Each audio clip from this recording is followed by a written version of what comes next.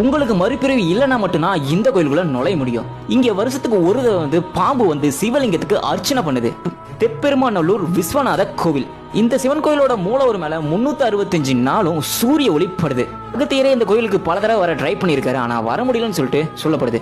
5000 வருடங்கள் பழமையான கோயில்னு சொல்லப்படுது. மறுபிறவி இல்லாதவங்க மட்டும் தான் இந்த கோயிலுக்குள்ள வர முடியும் அப்படின்னு சொல்றாங்க பாத்தீங்க. அதுக்கு பின்னாடி ஒரு புராண வரலாறு இருக்கு. ஒரு தடவை சனி பகவான் என்ன பண்றாருன்னா, சிவனை பிடிக்க போறேன் அப்படின்னு சொல்லிட்டு நாளைக்கு ஏழைகளுக்கு வருவேன் அப்படின்னு சொல்லிட்டு கிளம்பி போறாரு. கிளம்பி போகும்போது சிவன் என்ன பண்றான்னா, மரத்துக்கு பின்னாடி போய் ஒளிஞ்சிக்கிறாரு. ஸோ அங்க அம்பாள் மட்டும் தான் இருக்காங்க. ஸோ அம்பாலும் சொல்லிடுற சிவன் இங்க இல்லை அப்படின்னு சொல்லிட்டு அம்பாலும் சொல்லிடுறாரு. அந்த ஏழைகள் டைம் வர வரைக்கும் சனி பகவான் அங்கேயே தான் வெயிட் பண்ணிட்டு இருக்காரு. ஸோ அந்த ஏழைகள் டைம் முடிஞ்சதுக்கு அப்புறம் சனி பகவான் திரும்பி போயிடுறாங்க. ஸோ போகும்போது அம்பாள் கூப்பிட்டு பாத்தியா, உன்னால சிவனை பிடிக்கவே முடியல அப்படின்னு சொல்லிட்டு லைட்டா சனி பகவானை ஏற்றி விடுறாங்க. சனி பகவான் பொறுமையா மெதுவா திரும்பி ஏழைகள் நாளிகை வரைக்கும் அவங்கள எந்த வேலையுமே செய்ய விடாம பிடிச்சி வச்சுட்டேன். அவரு அந்த மரத்துக்கு பின்னாடி தான் நின்றுட்டு இருக்காரு. எனக்கு நல்லாவே தெரியும். நான் சொன்னபடியே ஏழைகள் வரைக்கும் அவரால் எந்த வேலையுமே செய்ய முடியல, அந்த மரத்துக்கு பின்னாடி தான் நின்றுட்டு இருந்தாரு அப்படின்னு சொல்லி ஒரு சிரிப்பு சிரிச்சுட்டு அங்கிருந்து நகர பார்க்கறாரு. ஸோ சிவன் பயங்கரமான கோபமாகி அவரோட வெப்பன் எடுத்து வெயிட்டா ஒரு போடு போட்டாரு. அதை சனி பகவான் ரெண்டா பிறந்துடுறாரு.